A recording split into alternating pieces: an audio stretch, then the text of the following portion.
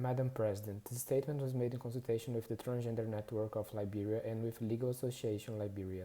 We welcome the 14 recommendations made to Liberia on issues of sexual orientation and gender identity made by several states during the review.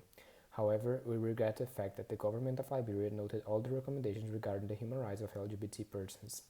In its response, the government of Liberia mentioned that despite the fact they didn't accept the recommendations, the government has remained engaged with all relevant stakeholders on the protection of LGBT persons from discrimination. We note, however, that no steps have been taken over the past years to achieve this, and no action plans on this matter have been either developed or implemented. The Section 1474 of Liberia's Penal Law, amended in 2008, still criminalizes consensual same-sex acts between adults.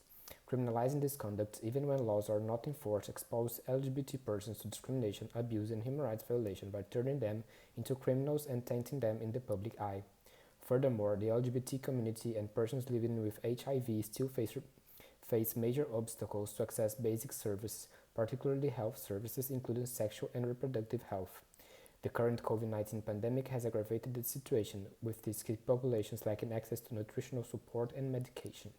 Currently, there are two bills before the House of Parliament seeking to increase the penalty for same-sex relations and explicitly prohibiting same-sex marriage. Members of the LGBT community say that the pending legislation has already exacerbated discrimination, harassment, and stigmatization, and that things could worsen should the Liberian legislature actually pass these laws. We urge the government of Liberia to amend its legislative and institutional framework in order to decriminalize same-sex consensual acts between adults, to prohibit discrimination based on sexual orientation and gender identity, and to take further action to protect, promote, and fulfill human rights of LGBT persons in Liberia. Thank you.